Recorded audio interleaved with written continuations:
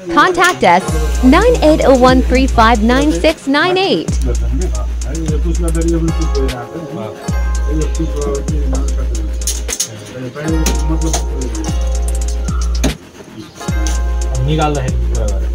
निकाल्दाखेरि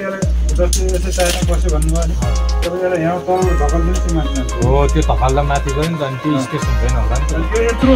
स्पेस देख्नु भएको छैन हैन मैले भन्दा यो टाइलको जुन माथि यो यही माथि बस्छ यसको ठ्याक्कै यसले कभर गरेर आउँछ टायल भयो नि टायल त्यो टायल भयो नि यो ठ्याक्कै यसमा बेसी कभरमा हुन्छ कि ठ्याक्कै यसो गरेर यही लेभलमा हुन्छ ल्याउनु पर्यो अहिले चाहिँ मिलाएन भनेपछि हैन त्यो त यो टायल भन्दा किन बाहिर हुन्छ यहाँ उस हुन्छ नि त टाइल हान्सिसकेको छैन अनि काटेर टाइल लेभलमा यसरी गर्नुपर्छ यहाँबाट पुस गर्नु होइन पुस गरेपछि तपाईँ जस्तो एक ग्याप भरिदिनुपर्छ देखाउनु भएन पुरा फिनिसिङ हुन्छ होइन त्यो ट्याक्कै लेभलमा आउनु पऱ्यो होइन उसले टायल काट्नेले त्यो गडबड गरेको छ भने आफूले सिलिकन हालेर यहाँ भरिदिनु पऱ्यो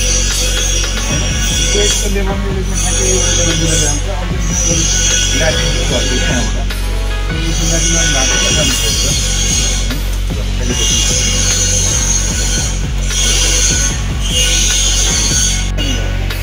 यसमा यो भयो त्यसमा चाहिँ तल हाल्यो तल हालिसकेपछि यसमा पुस गर्ने होइन यो अहिले यो पुरै हल्लिरहेको पुस गर्ने त्यसमा लाग्यो यो पनि निकाल्दाखेरि फेरि पुस गर्ने आफूतिर तान्ने होला आयो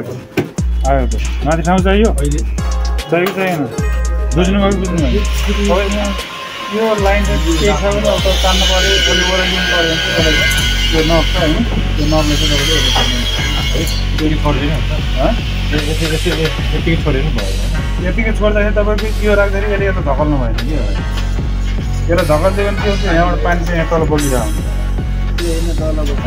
है तपाईँले यो राख्दाखेरि यो पोइन्ट छ नि यो पोइन्ट यो छ नि यो यहाँबाट यता जाँदैन है तपाईँले के गर्नु भित्र जाँदैन भित्र नजाने गराउनु पर्छ है यसो गर्दा भित्र जान भएन ए बुझ्नुभयो मेन्टेनेन्स गर्ने बेला के गर्नु पऱ्यो भने यस्तो गरेपछि चाहिँ काम भएन होइन हामी अब यो गर्दा चाहिँ यस्तै अब यो गर्दा चाहिँ यसलाई यता राखेर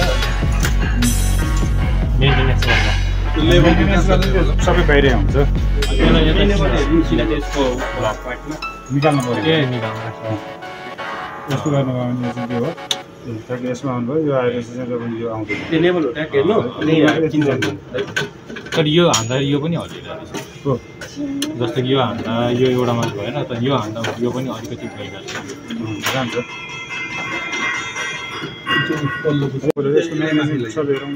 ओके होइन